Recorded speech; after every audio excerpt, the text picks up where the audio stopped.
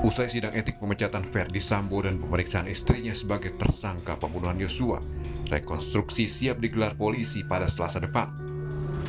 Mantan Kapolda Jawa Barat, Irjen Purnawirawan Anton Carlian, mengatakan peran masing-masing tersangka akan diperjelas dalam rekonstruksi. Tersangka juga akan saling bertemu, sehingga polisi akan tahu jika ada yang berbohong soal kejadian pembunuhan Yosua di rumah dinas Verdi Sambo. Dengan diperankan langsung itu nanti akan ketahuan, kalau bohong ketahuan, ragu-ragu gitu kan. Nanti kan loh kata A misalkan ini dari atas gitu kan nembaknya. Karena ataukah mungkin dari bawah, ini juga akan ketahuan nantinya itu. Di sana pun juga ketika dikumpulkan mereka akan berdebat sendiri gitu kan. Nah dari debat itu kita biasanya akan mengetahui apakah itu benar atau salah. Pokoknya kebohongan-kebohongan itu dengan rekonstruksi akan diminimalisir untuk meminimalisir kebohongan-kebohongan yang sudah dilakukan oleh tersangka maupun saksi. Polisi akan menghadirkan 5 tersangka dalam rekonstruksi pembunuhan Yosua yang didampingi pengacara dan turut disaksikan jaksa penuntut umum. Selain itu, untuk transparansi, Polri mengajak Komisi Kepolisian Nasional Kompolnas dan juga Komnas HAM. Tim Liputan Kompas TV.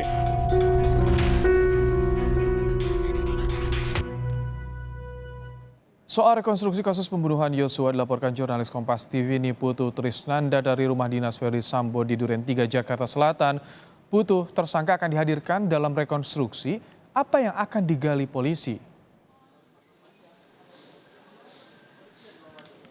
Ya, selamat petang Ibrahim dan juga saudara. Tentu saja ini berkaitan dengan peran dari masing-masing tersangka, kemudian juga apa yang terjadi pada tanggal 8 Juli 2022.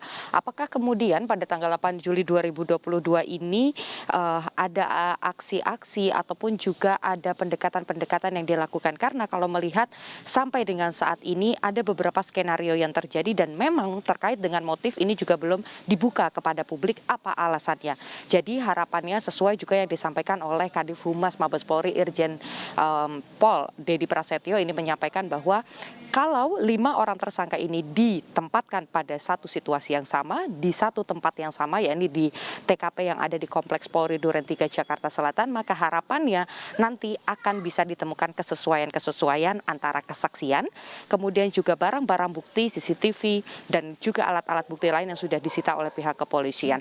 Nanti akan kita lihat bagaimana kemudian scene atau bagian-bagian yang terjadi pada tanggal 8 Juli 2022 terhitung dari saat kemudian datang ke Saguling, kemudian tiba di Duren 3 dan apa yang kemudian terjadi di rumah Duren 3. Yang diharapkan sesuai juga dengan komitmen Polri adalah ini nantinya akan dibuka kepada publik dan membuat semakin terang apa yang terjadi pada tanggal 8 Juli 2022. Perannya apa saja, apa yang dilakukan, kemudian apakah betul ada peristiwa penyerta yang mengakibatkan akhirnya Brigadir Yosua Huta Barat ini menutup usia dan kemudian ramai diperbincangkan kepada publik karena sempat dibalut dengan sejumlah kebohongan. Kita masih menunggu apakah kemudian akan ada perubahan-perubahan atau fakta baru yang ditemukan. Karena kalau melihat ini akan dilaksanakan pada Selasa depan rekonstruksi, tetapi sampai dengan hari ini kami lihat situasi di TKP ini memang tidak ada penjagaan yang cukup ketat Ibrahim dan juga saudara, dan justru kecenderungannya adalah sepi. Tidak ada aktivitas, tidak ada juga pihak-pihak yang keluar ataupun masuk dari kawasan TKP karena memang kami lihat masih ada polis lain, kemudian juga ada tanda-tanda yang segel yang diberikan oleh penyidik untuk kemudian menghindari agar TKP ini tetap bersih sampai dengan nanti rekonstruksi dilaksanakan. Ibrahim. Putu, bagaimana perkembangan berkas perkara Verdi Sambo di Kejaksaan saat ini? Ya Ibrahim, sampai dengan saat ini memang masih dalam tahap pemeriksaan terlebih dahulu. Apakah kemudian berkas-berkas yang diserahkan kepada jaksa penuntut umum ini sudah cukup lengkap? Karena nanti jika sudah cukup lengkap atau P21 maka nantinya akan diserahkan atau akan ada serah terima dari kepolisian ke Kejaksaan Agung mulai dari tersangka, barang bukti dan juga tentu saja nanti Kejaksaan ini bisa memulai menyusun dakwaan-dakwaan untuk dibawa ke pengadilan untuk tahap yang selanjutnya. selanjutnya. Sebelumnya Kapolri Jenderal Listio Sigit Prabowo ini juga menyebut bahwa akan menjaga proses ini tetap terang benderang, terbuka untuk publik, dan juga berkas ini akan segera diselesaikan dalam waktu yang lebih singkat. Lebih lengkapnya lagi, Ibrahim dan juga saudara, berikut pernyataan dari Kapolri Jenderal. Yang jelas proses Verdi Sambo pemeriksaan sudah mendekati penyelesaian. Kita sudah melaksanakan koordinasi berkas untuk segera diselesaikan terkait dengan kekurangan-kekurangan yang ada, karena berkas sudah kita kirim. Tinggal kita menambah beberapa yang kemarin kita tetapkan untuk obstruction of justice. Tentunya ini sekarang sedang berproses, tapi untuk kasus utamanya Pak FS sendiri saat ini sudah mendekati lengkap ya. Tinggal kita lihat minggu depan kalau sudah dinyatakan oleh jaksa selesai, artinya berkas sudah bisa kita limpahkan. Sementara yang lain terkait dengan obstrak dan kasus-kasus yang memang saat ini sedang berproses akan menyusul kemudian.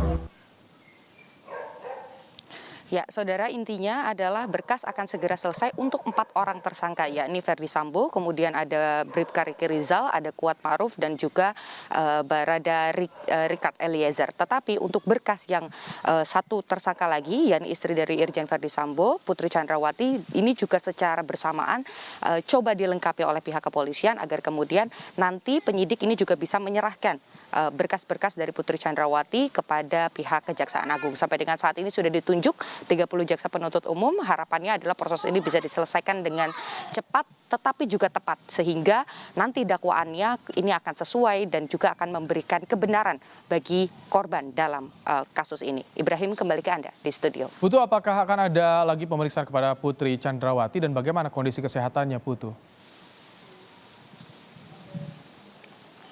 Ya, seperti yang juga sudah disampaikan, nanti pada tanggal 31 Agustus 2022 penyidik ini juga akan kembali memanggil Putri Chandrawati untuk melanjutkan, karena sebelumnya setelah diperiksa selama 12 jam Putri Chandrawati ini masih disebut belum memberikan seluruh keterangannya. Artinya memang mengingat bagaimana kondisinya beberapa waktu lalu sempat izin sakit selama 7 hari, meminta waktu untuk beristirahat, kemudian juga dari pihak penyidik Barreskrim Polri ini juga terus berkonsultasi terkait dengan bagaimana kondisi dari psikis Putri Chandrawati. Jadi memang sempat ditahan, dihentikan sementara dan akan dilanjutkan kembali pada tanggal 31 Agustus 2022. Nanti apakah kemudian Putri Chandrawati ini akan ditahan atau akan ada pendekatan-pendekatan lain, ini juga yang nanti masih ditunggu bagaimana kemudian kebijaksanaan ataupun juga kebijakan dari penyidik dari Barreskrim Polri. Rencananya 31 Agustus 2022 akan diperiksa kembali. Sampai dengan saat ini tadi saya mencoba mengkonfirmasi kepada pihak kuasa hukum dari Putri Chandrawati, menyebut bahwa pihaknya masih akan bersikap kooperatif. Jadi artinya kalau bersikap kooperatif akan datang ke Barreskrim Polri dan juga memberikan kesaksian sejujur-jujurnya. Itulah harapan bukan hanya dari publik tapi tentu saja harapan dari keluarga Brigadir Yosua Huta Barat. Ibrahim. Baik, terima kasih Niputu Trisnanda untuk laporan Anda.